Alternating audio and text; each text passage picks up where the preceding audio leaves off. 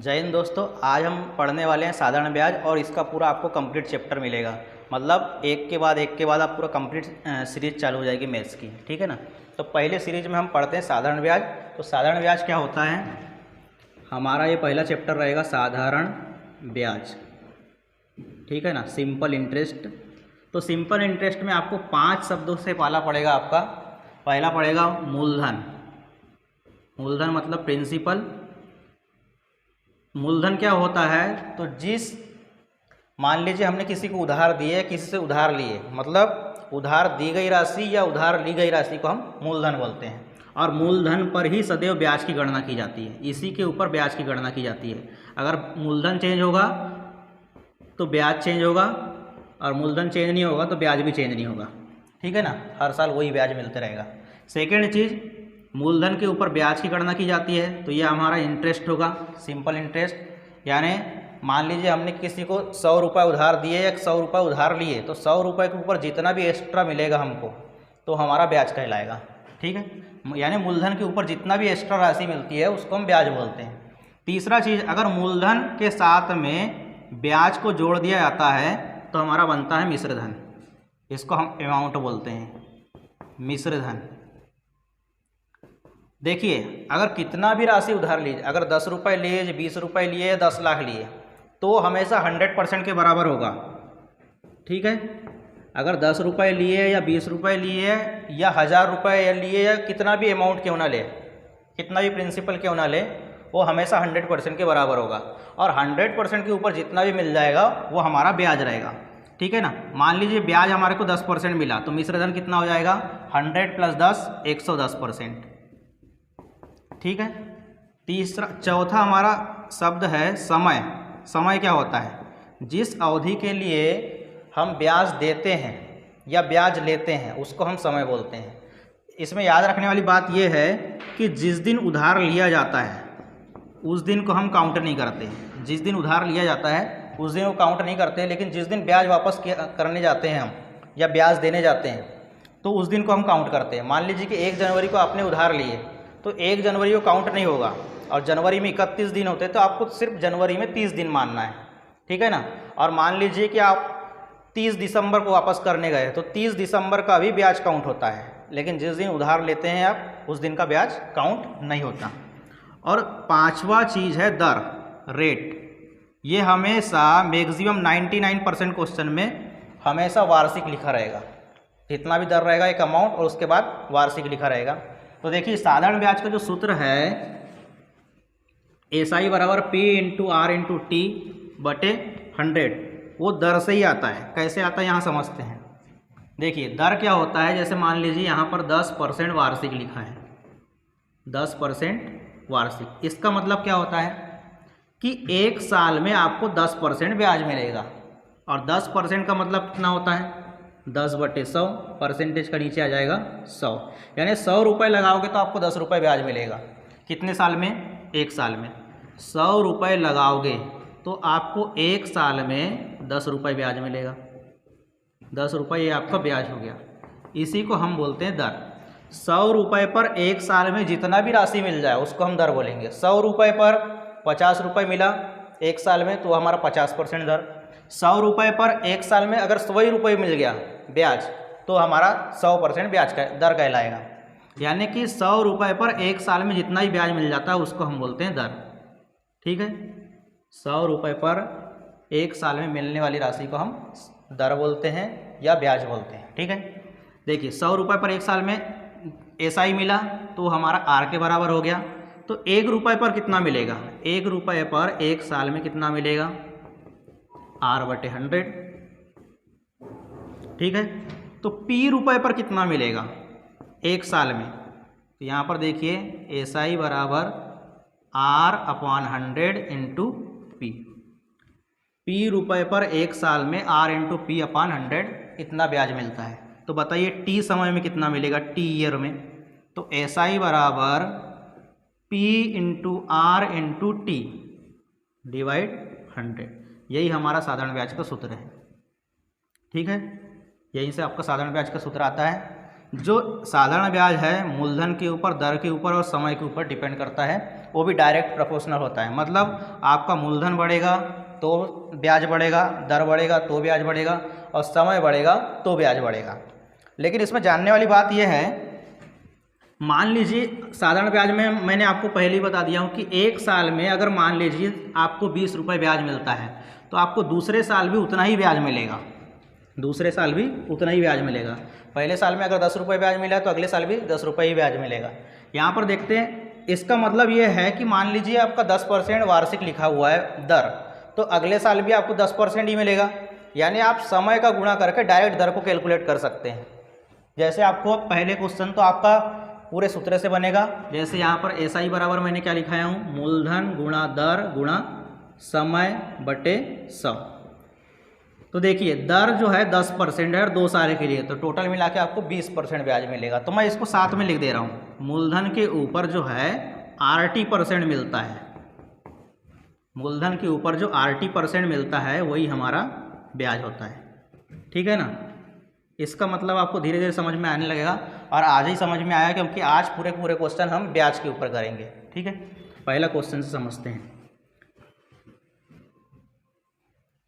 देखिए यहाँ पर 6.25% वार्षिक ब्याज की दर से 5,000 रुपये की राशि का 5 फरवरी 2017 से 19 अप्रैल 2017 तक का साधारण ब्याज ज्ञात कीजिए। ठीक है ना। तो आपने 5 फरवरी को उधार लिए हो तो उस दिन काउंट नहीं होगा। और देखिए 2017 जो है लीप ईयर नहीं है, इसका मतलब फरवरी जो है 28 दिन का होगा, और 5 फरवरी को हमको काउंट नहीं करना है, तो फरवरी में हमारे दिन बचे 23। 28 में से 5 घटा देंगे तो फरवरी में दिन बचे हमारे 23।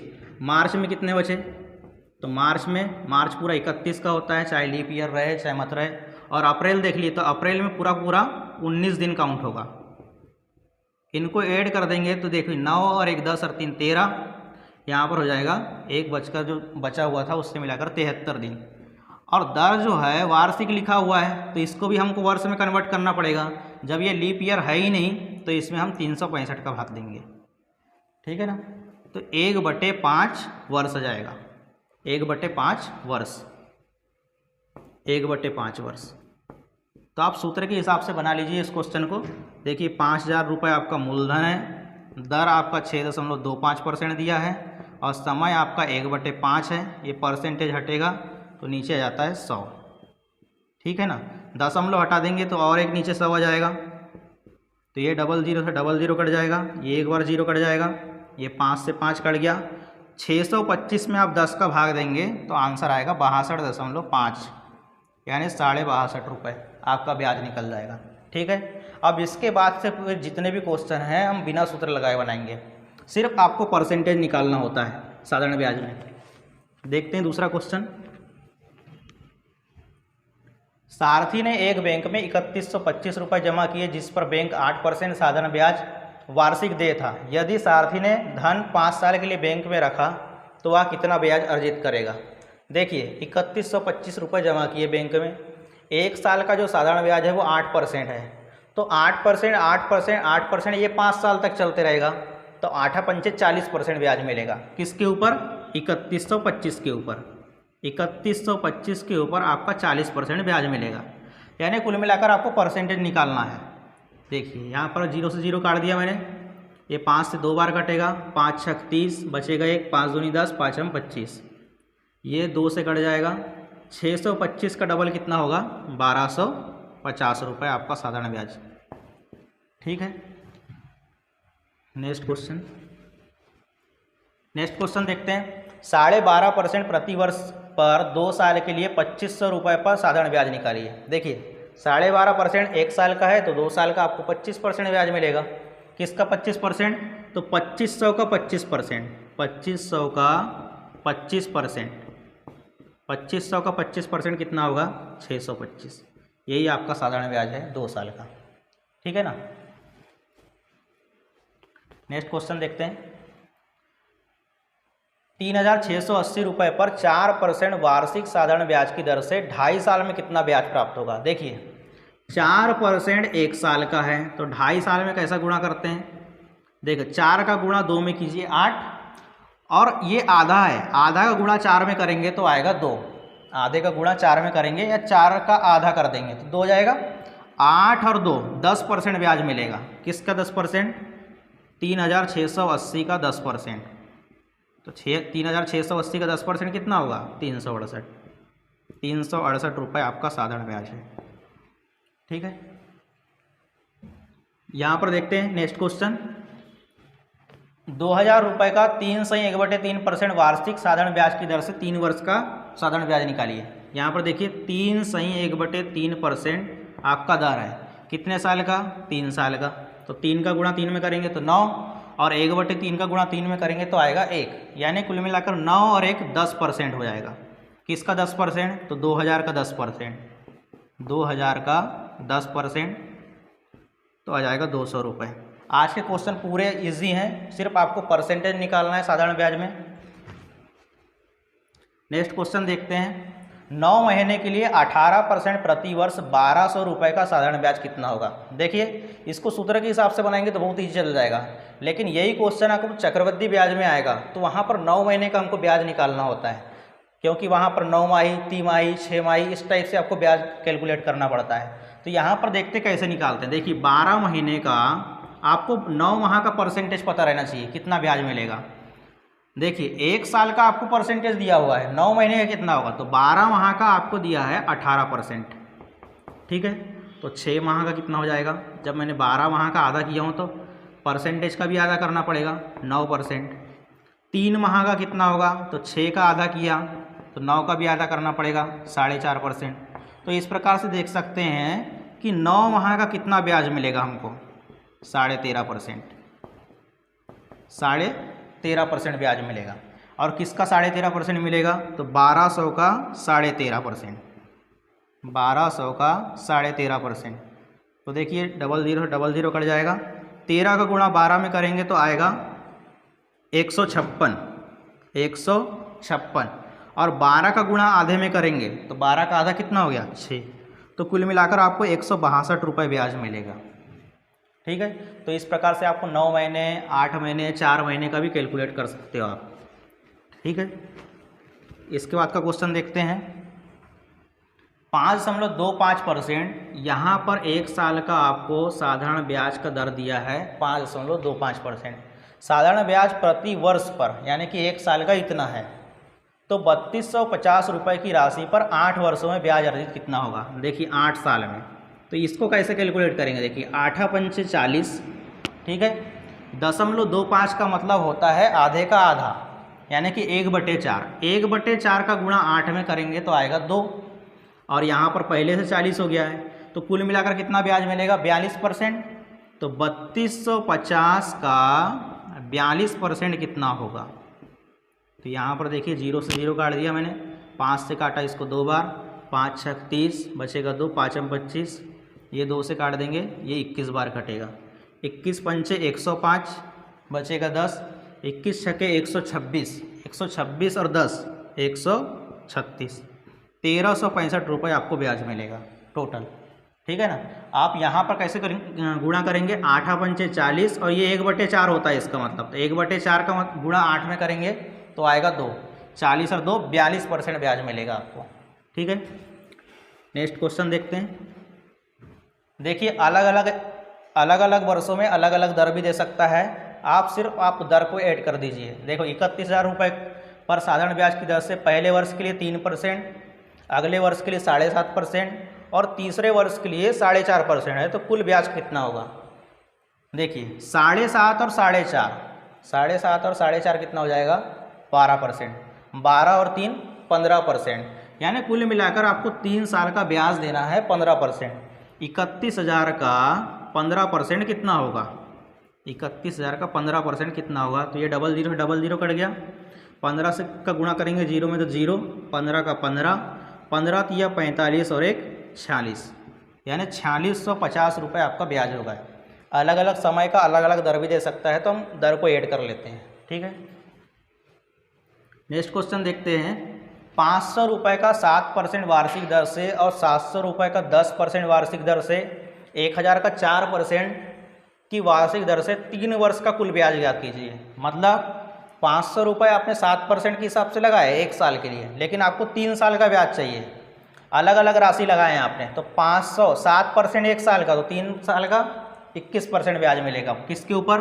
500 के ऊपर। तो 500 का 21% कितना होगा? तो 500 का 21% कितना होगा? 21 का गुणा 5 में कीजिए 105। ठीक है। 700 का 10%, 700 में 10% एक साल का ब्याज मिलेगा, तो 3 साल में कितना ब्याज मिलेगा? 10 का गुणा 3 में 30%। 700 का 30% कितना होगा? 700 का 30%, तो या डबल जीरो से डबल जीरो काटिए, 7 या 21, 210 रुपये। और 1000 का 4%, तो 3 साल तक कितना मिलेगा? 12%। तो 1000 का 12% कितना होगा? 1000 का 12% कितना होगा? तो ये हो जाएगा 120। टोटल मिला के आपको साधारण ब्याज पूछा है, तो यहाँ पर ऐड कर लीजिए। ये हो जाएगा 5, ये हो जाएगा 3 और ये हो जाएगा 4। 435 रुपये ब्याज मिलेगा आपको। ठीक है, ये 9वां क्वेश्चन था। सिर्फ आपको परसेंटेज निकालना है, साधारण ब्याज कुछ नहीं होता जब तक ना मूलधन चेंज ना हो आपका। ठीक है। 50 रुपये का 6 महीने में प्रत्येक महीने के लिए 10% की दर से साधारण ब्याज ज्ञात कीजिए। अब यहाँ पर आपको माह का परसेंटेज दे दिया है। एक महीने का आपको 10% मिलेगा, तो 6 महीने का 60% ब्याज मिलेगा। और किसका 60%? तो 50 रुपये का। 50 रुपये का 60% कितना होगा? जब एक महीने का 10% ब्याज था, तो 6 महीने का 60% ब्याज मिलेगा। 50 रुपये का 60% कितना हो गया? 30 रुपये। 6 महीने का ब्याज आपका 30 रुपये निकल जाएगा। ठीक है, नेक्स्ट क्वेश्चन देखते हैं। यहाँ पर देखिए 11वां क्वेश्चन। 8400 रुपये की राशि पर 8.75% वार्षिक ब्याज की दर से निश्चित समय में 11,046 रुपये हो जाती है। उसी समय के लिए तथा उसी दर पर 9600 रुपये की राशि पर साधारण ब्याज कितना होगा? ठीक है, आपको मूलधन पर चेंज कर दिया है। देखिए ब्याज किसके ऊपर डिपेंड करता है? मूलधन के ऊपर, समय के ऊपर और दर के ऊपर। तो देखिए अलग अलग राशि लगाए हैं, लेकिन दोनों के लिए दर और समय सेम टू सेम है। ठीक है ना। तो दर और समय के ऊपर कोई डिपेंड नहीं करेगा ब्याज। ब्याज डिपेंड किसके ऊपर करेगा? सिर्फ मूलधन के ऊपर, क्योंकि दोनों के लिए समय और दोनों के लिए दर एक जैसे हैं। तो यहाँ पर देखिए 8400 रुपये पर 8.7% और एक समय था टी मान लेते हैं, कितना ब्याज मिला? तो देखिए 11,046 में से आप घटाएंगे 8400, तो ये कितना बचेगा? 110 में से 84 घटाओगे तो मिलेगा 26। ठीक है ना। यानी 8400 रुपये लगाओगे 8.75% तय समय के लिए, तो आपको 2646 रुपये ब्याज मिलेगा। तो आप 9600 रुपये लगाओगे, वही दर है और वही समय है, तो कितना ब्याज मिलेगा? जब 8400 रुपये लगाए तो इतना ब्याज मिला, तो 9600 रुपये लगाओगे तो कितना ब्याज मिलेगा? एकदम ये तो लॉजिकली क्वेश्चन हो गया। अनुपात भी निकाल सकते हैं हम। देखो 12 8 96 और 12 7 84, यानी 7 यूनिट लगाओगे तो आपको 2646 रुपये ब्याज मिलेगा।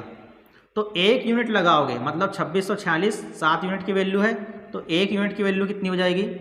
7 या 21, बचेगा 5, 7 ही 49, बचेगा फिर से 5, 7 या 56, मतलब 7 यूनिट की वैल्यू ये और 1 यूनिट की वैल्यू 378। तो 8 यूनिट का कितना हो जाएगा? 7 और 1 को 8 ऐड कर दीजिए 7 और 1 को, तो 7 और 1 ऐड करने पर कितना मिलेगा? 8 और 6 14, 7 4 11 और 1 12, 6 29, 26 और 3 29 और 1 30। या फिर डायरेक्ट इसमें 8 का गुणा करके भी आप 8 यूनिट का मान निकाल सकते हैं। तो 9600 रुपये लगाओगे तो आपको 3024 रुपये ब्याज मिलेगा। देखिए जब तक मूलधन चेंज ना हो तब तक ब्याज भी चेंज नहीं होता। यहाँ पर मूलधन भर अलग अलग हुआ है, बस समय और दर जो है एक समान है। ठीक है ना। ये बाद में एप्लीकेशन बहुत काम पड़ेगा जब दर और समय निकालोगे आप। ठीक है। 12वां क्वेश्चन देखिए, किसी धनराशि पर 10% बाद साधारण ब्याज 600 रुपये प्राप्त होगा। ठीक है ना। यानी 10 साल में 600 रुपये ब्याज प्राप्त होता है। तो आप 1 साल का भी निकाल सकते हैं, क्योंकि बराबर साधारण ब्याज मिलता है। तो यहाँ देखिए 5 वर्ष बाद बोल रहा है कि मूलधन को 3 गुना बढ़ा दिया जाता है। देखिए ब्याज जो है मूलधन, दर और समय के ऊपर डिपेंड करता है। तो मूलधन को 3 गुना करोगे तो ब्याज भी 3 गुना मिलेगा, समय को 3 गुना करोगे तो ब्याज फिर से 3 गुना मिलेगा, और दर को भी 3 गुना करोगे तो भी ब्याज 3 गुना ही मिलेगा। ठीक है ना। देखिए 10% बाद 10 साल बाद जो आपको 600 रुपये ब्याज मिलता है, तो 5 वर्ष बाद बोल रहा है कि मूलधन को 3 गुना करते हैं, तो कम से कम आपको 5 वर्ष का ब्याज तो पता होना चाहिए। 10 साल में आपको 600 रुपये ब्याज मिलता है, तो 5 साल में कितना ब्याज मिलेगा? 300। और उसके बाद बोल रहा है कि 5 वर्ष बाद मूलधन को 3 गुना कर देते हैं, तो 5 साल बाद यानी कि टोटल मिला के 10 साल का पूछा है। देखिए 5 साल में तो आपको 300 रुपये ब्याज मिल गया, तो अगले 5 साल में कितना मिलेगा? जब मूलधन को 3 गुना किए हो तो ब्याज भी 3 गुना ही मिलेगा। 3 गुना मतलब 900 रुपये। पहले 5 साल में आपको 300 रुपये ब्याज और अगले 5 साल में 900 रुपये ब्याज, तो टोटल मिलाकर 10 साल में कितने रुपये ब्याज मिलेगा? 1200 रुपये।